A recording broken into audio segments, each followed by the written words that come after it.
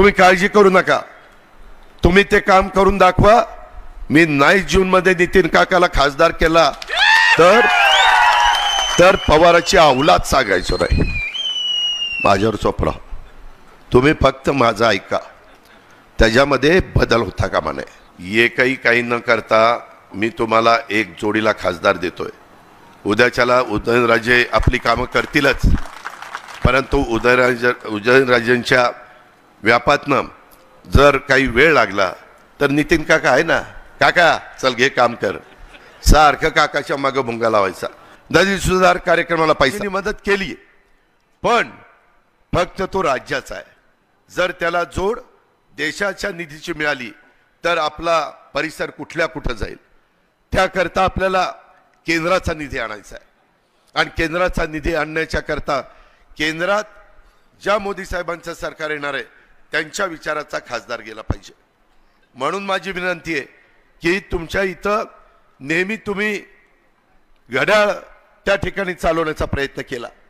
राष्ट्रवादी काँग्रेस पक्षाची स्थापना झाल्यापासून सर्व निवडणुकीमध्ये तुम्ही घड्याळाचा खासदार निवडून दिला। यावेळेस तुमच्या कार्यकर्त्यांच्या, माझ्या पक्षाच्या सहकाऱ्यांच्या मनामध्ये ती गोष्ट येणं काही चुकीचं नाहीये, पण मी हे असल्या उन्हामध्ये तुम्हाला सांगतो, तुम्ही काळजी करू नका। मगाशी नितीन काकाचं नाव मकरंदाबांनी घेतलं, उमेदवारांनी घेतलं, तुमच्याही मनामध्ये, तुमच्या मनामध्ये जे ते मला समजतं।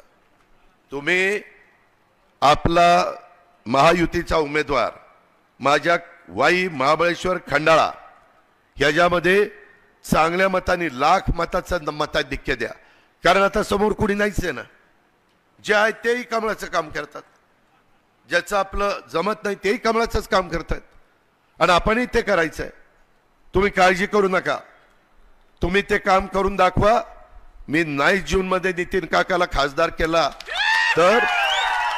तर पवाराची औलाद सांगायचो नाही। माझ्यावर सोपरा, तुम्ही फक्त माझं ऐका, त्याच्यामध्ये बदल होता कामा नये। मित्रांनो, शेवटी कुणाला कशी ताकद द्यायची ते मला चांगलं कळतं। तुम्हाला आज मी सांगतो, ज्या दिवशी 2 जुलैला शपथविधी होता, एका माझ्याच तिथं छोटी खोली होती, मी बसलोय, आबा बसलाय, तिथं नितीन काका बसलाय। मी आबाला म्हणतो, चल शपथविधीला, चल शपथविधीला। अरे तू माझा पाहुणा आहे, माझी बहीण तुला दिलेली आहे, तिचं तरी ऐक। नाही राव दादा, आईला विचारल्याशिवाय नाही, कार्यकर्त्यांना विचार। अरे म्हणलं, नेत्यांनी सारखं कार्यकर्त्याला विचारायचं नसतं, जेव्हा नेत्याला गरज असते तेव्हाच कार्यकर्त्याला विचारायचं असतं। आज आपण शपथविधी घेऊ। 10 मला मंत्रिपद मिळालेली आहेत, मला सातारला मंत्रिपद द्यायचंय, मागं मला देता आलं नाही, त्यावेळेस साहेबांनी उत्तर कराडला दिलं, ती भर मला भरून काढायची। नितीन काका म्हणला, दादा म्हणतोय ती खरंय, आबा ऐक, आबा ऐक। कशाचा आबा ऐकतोय? मला तर वाटलं नितीन काकालाच येऊन शपथविधी घ्यावा, नाही तर शपथविधी घेतला तर 6 महिने राहता येतं, त्याला काही लगेच आमदार व्हावं लागत नाही। आणि मग परत ह्याला कळलं असतं तर मग नितीनला सांगितलं असतं, आता ते राजीनामा, आणि आबा घे आता शपथ। पण जाऊ दे म्हणलं, उगीच काहीतरी वेगळं दिसे, त्यावेळेस त्यांनी माझं ऐकलं नाही।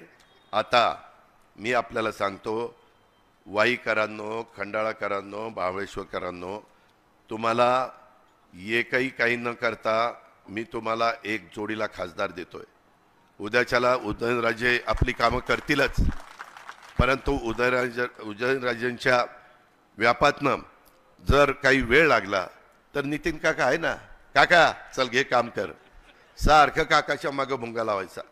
आणि त्याच्यात मी पण आहे, देवेंद्र पण आहे, एकनाथराव शिंदे आहे, राज्याच्या बाबतीतली मदत आम्ही करू, पण तुम्ही उद्याच्या काळामध्ये महायुतीचा उमेदवार निवडून दिला पाहिजे।